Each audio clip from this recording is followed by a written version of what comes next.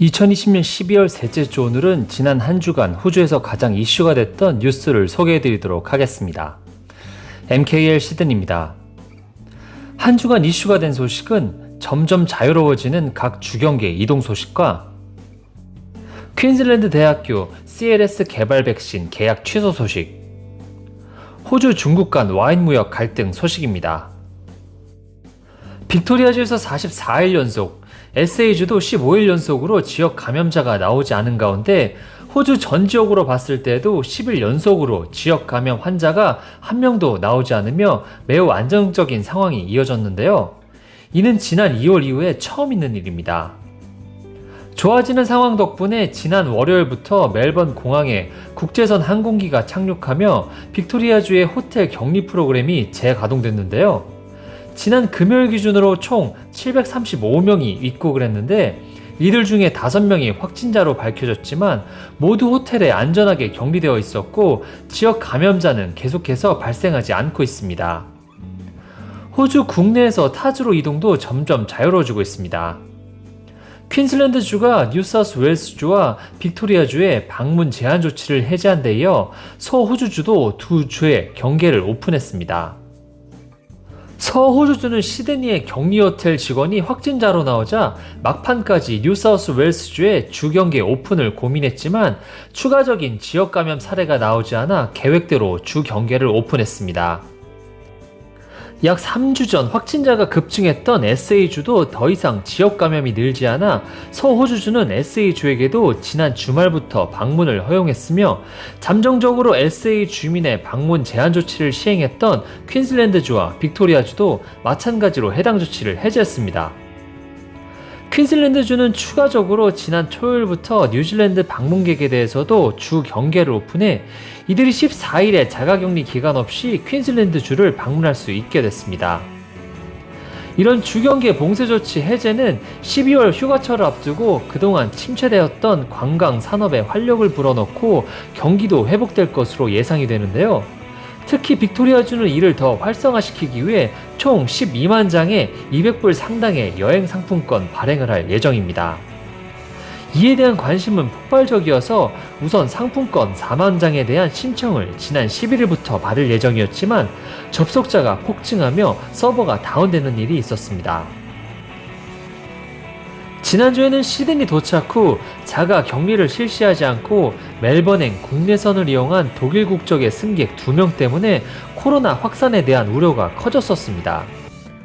원칙적으로 해외에서 입국한 승객들은 자가격리 기간 2주를 거친 후 이동이 가능한데요. 의사소통과 언어 장벽들로 인한 경찰의 실수로 이들이 자가격리 면제 승인을 받았다고 확인을 하고 멜번행 국내선 비행기에 탑승을 허가한 것입니다. 이 때문에 이들이 이용한 국내선 항공편 승객과 승무원들은 자가격리 지시가 내려졌었는데요. 다행히 이들 둘이 코로나 바이러스 음성 판정을 받으며 이번 해프닝이 일단락됐습니다. 뉴사우스웨일스주 경찰은 이번 일의 잘못을 인정하고 시스템을 재검토하기로 했다고 밝혔습니다. 영국에서 코로나 바이러스 백신을 승인하고 접종이 시작된 이후 다른 나라들도 긴급 사용 승인 형식으로 백신 사용 승인에 속도를 내고 있습니다. 미국이 화이자 바이오엔테크 백신 사용을 승인하며 전 세계에서 6번째로 백신을 승인한 나라가 됐는데요. 호주는 최근 안정화되는 상황 덕분에 연일 확진자가 늘어나고 있는 다른 나라들처럼 백신 사용 긴급 승인이 필요하지 않다고 밝혔습니다. 따라서 급하게 백신 사용을 결정하지 않고 좀 더 백신에 대한 상황을 지켜본 후 2021년 초 호주에서 접종이 가능할 것으로 예상이 됩니다. 제일 먼저 접종을 시작한 영국에서는 접종자의 부작용 사례가 발견됨에 따라 심각한 알러지 증상이 있는 사람들은 접종을 피해달라고 말했습니다. 연방정부가 코로나 백신 계획 중 하나였던 퀸즐랜드 대학과 CLS의 개발 백신 계약을 취소했습니다. 해당 백신 2차, 3차 임상실험을 더 이상 진행하지 않기로 결정을 했는데요. 임상실험 과정에서 일부 참가자의 거짓 HIV 양성 반응 결과가 나왔기 때문입니다. 즉 HIV에 걸리지 않은 사람이 해당 백신을 맞은 후에 HIV 양성 반응 결과를 보인 것인데요. 해당 백신 개발 책임자는 잘못된 양성 반응 결과를 해결하려면 추가로 12개월 정도 백신 개발이 지연될 수 있음을 밝히고, 전 세계적으로 백신이 긴급하게 필요한 상황이기 때문에 개발을 종료한다고 밝혔습니다. 해당 백신은 호주 정부가 계약을 맺은 4개의 백신 중 하나였는데요.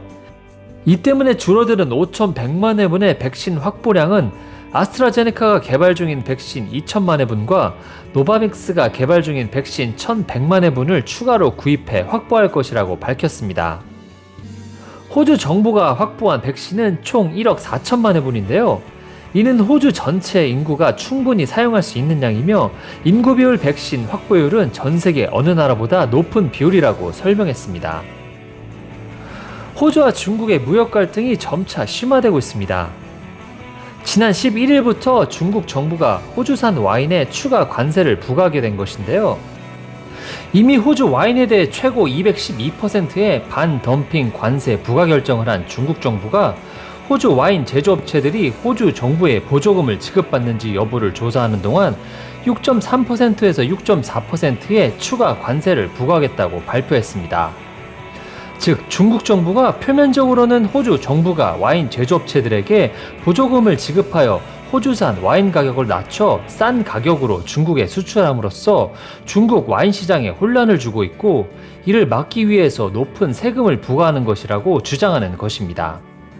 또한 중국은 호주의 한 육가공 업체 쇠고기 수입을 중단했는데, 제품 라벨과 건강 증명서 등을 문제 삼아 이미 호주 5곳의 쇠고기 공급업체에 수입을 금지했었습니다.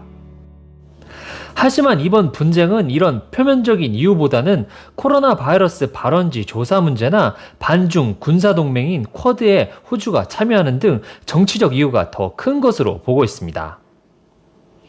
오늘은 점점 자유로워지는 각 주경계 이동 소식과 퀸즐랜드 대학교 CLS 개발 백신 계약 취소 소식, 호주, 중국 간의 와인 무역 갈등 소식을 전해드렸습니다. 이번 주 호주 주간 뉴스는 여기까지고 다음 주에 찾아뵙도록 하겠습니다.